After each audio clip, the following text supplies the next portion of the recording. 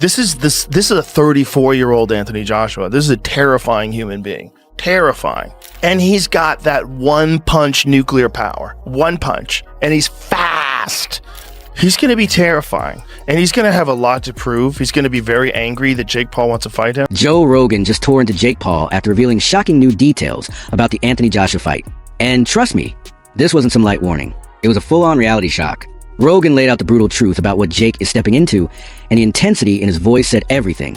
Realistically, it's one of the craziest propositions of all time. Jake Paul stepping into the ring with Anthony Joshua isn't some bold career move. In Joe Rogan's eyes, it's a full-scale, high-risk gamble bordering on pure madness.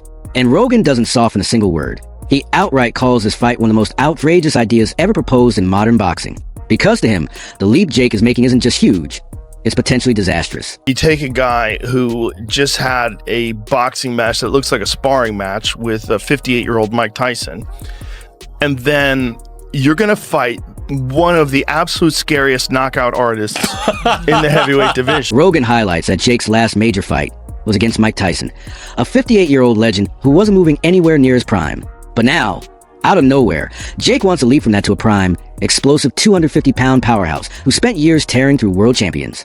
Rogan can't make sense of it, and honestly, neither can most of the boxing world. The danger gap, the risk jump, it's massive. And to Rogan, it's a kind of leap no one with real self-preservation instincts should even consider. It's like you're dealing with a guy who's an Olympic gold medalist, and he's enormous, and he's got vicious knockout power, and he's got immense amount of experience at world-class level. And the way Rogan talks about Anthony Joshua is downright chilling. He calls Joshua terrifying.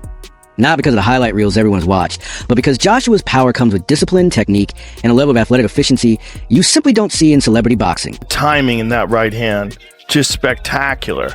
That's stepping in as well. Over the top. I mean, that was a full force shot to the temple. I mean, he's Fucksville right now. Rogan says Joshua hits like a truck, but moves like a middleweight, and he means it. He's watched Joshua crack world-class fighters, big, strong, elite opponents with shots that shut the lights off instantly. So when Jake Paul signs up for that level of danger, Rogan sees it as a disaster waiting to explode. He keeps saying the idea alone is wild. Not brave, not strategic, not genius, just wild. A decision you can't logically defend without mentioning ego, delusion, or a paycheck loaded with zeros. Then Rogan dives even deeper into physical mismatch. Not just height and weight, but functional size. Jake Paul usually walks somewhere between 199 and 220 pounds, depending on the camp. Anthony Joshua only cuts down to 245 because the contract demands it. Rogan reminds everyone that Joshua normally sits far above that, sometimes pushing 260 or even 270 pounds in his heavier training phases. And there's some sort of a rehydration clause. Listen, kids, it ain't going to matter. You know, there's not a chance that Anthony Joshua is not going to just lose the weight beforehand. He's not going to come in drained. What he's going to do is just do extra cardio. Even this trimmed down version Joshua is still a mountain standing over Jake. Rogan breaks down that 5-inch height gap and the 6-inch reach advantage, like giant red warning signs plastered across the fight poster. Joshua doesn't just have reach. He weaponizes every inch of it with ruthless precision. His jab isn't simply a setup, it's a strike with purpose. And his right hand, as Rogan puts it, is a punishment tool, the kind of shot that can end a fight the moment it connects. Okay, look, Usyk beat him, and he beat him twice, and Andy Ruiz caught him in the first fight and dropped him and stopped him. It was spectacular. Andy Ruiz is super fucking talented. Usyk is perhaps the greatest heavyweight boxer of all time. And Rogan doesn't stop there. He goes straight to the resumes, and this part cuts the deepest. Jake Paul has fought Tommy Fury, who beat him. And yes, he's taken out former UFC champions, a YouTuber, and even a basketball player. Impressive for entertainment, sure, but nowhere close to the level the killers Joshua has faced. Joshua's resume is downright frightening. Vladimir Klitschko, Joseph Parker, Alexander Povetkin, Andy Ruiz, Francis Ngannou, Alexander Usyk, actual monsters, multiple world champions, massive heavyweights with long amateur pedigrees and decades of top-tier ring intelligence. Rogan brings all of this up to highlight one brutal truth. Jake Paul is stepping into a world he has never been in before. Joshua isn't retired. He isn't washed. He isn't slow. And he definitely isn't a novelty act. He's a destroyer with 25 wins, 25 knockouts, and the kind of instinctive muscle memory that ends fights before the opponent even realizes what happened. This YouTuber who's fought Tommy Fury, who's a legit boxer, and, you know, a couple other guys that were legit boxers. That's it. Like everyone else he's fought Ben Askren, who's really a wrestler.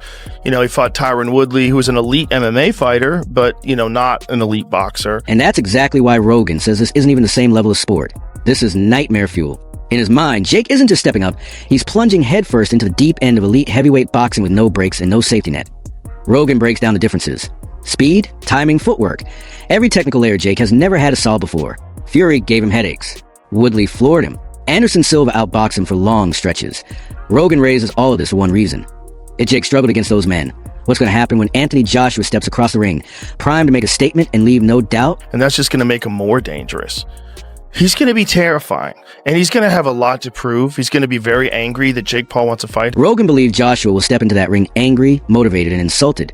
Insulted that a YouTuber thinks he belongs across from him. And that's the emotional edge Rogan keeps circling back to. Joshua's pride, his frustration, his burning need to remind the world exactly who he is. Rogan warns that alone makes this fight dangerous. An angry Anthony Joshua is a completely different animal. He doesn't play. He doesn't feel sorry. He erases opponents. This is a 34-year-old Anthony Joshua, a terrifying, relentless force. Terrifying. When Rogan breaks down this matchup, he's not exaggerating. He's exposing a brutal reality. Jake Paul isn't just facing a bigger man. He's facing someone from a completely different combat universe. Olympic gold, world titles, a knockout record that reads like a demolition list. And the scariest part? Jake Paul has no idea what that kind of punch feels like. This is a 34-year-old Anthony Joshua. This is a terrifying human being. Terrifying. Joshua's highlight reel is the part Rogan keeps hammering on, because that's where the real nightmare begins. Rogan practically begs people to rewatch the Francis Ngannou knockout. Not for fun, not for hype, but like a public safety warning. He calls it the ultimate exhibit of Joshua's freakish timing, explosive speed, and that piston-like right hand that ends careers. Rogan breaks it down like a crime scene investigator. The step forward, the perfect angle, and the way Ngannou, built like a superhuman action figure, folds in half from a single flawless shot. And don't get it twisted, Ngannou isn't some random brawler. And then Joshua, check out this combination he hits him with. I mean, dude, the speed that he hits him with this, he's so dangerous, man. This is the guy who sent Tyson Fury to the canvas. The same Tyson Fury, 6 feet 9 inches, 270 pounds, basically a walking skyscraper in gloves. And yet, Joshua stepped in and erased Ngannou in minutes, like he was deleting a file off a desktop. Rogan keeps hammering this point because people still underestimate Joshua. They talk like Jake is stepping up against just another puncher. Meanwhile, Joshua is out here doing straight demolition on fighters who themselves are knockout machines. Jake Paul's 6'1" versus 6'6" Anthony Joshua. Jake weighed in for the Tyson fight at 199. Yeah. Joshua against Ngannou was 252. 6'6". Just not just 6'6", but 6'6", and knows how to use every fucking inch of it. And Rogan brings out the Usyk and Ruiz fights like undeniable proof. Joshua faced arguably the most technically gifted heavyweight of this era, Alexander Usyk, not once, but twice. Those bouts forced Joshua to adjust, adapt, and evolve on the fly. Rogan emphasizes this. You don't come out of a fight with Usyk the same fighter you walked in as. The timing, the patience, the footwork, all sharp in perfection at the highest level. And the Ruiz fights, that's where Joshua's resilience screams.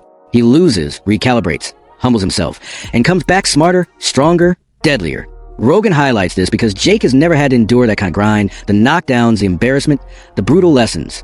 Joshua has survived wars in the ring. Jake has only ever watched them unfold on TV.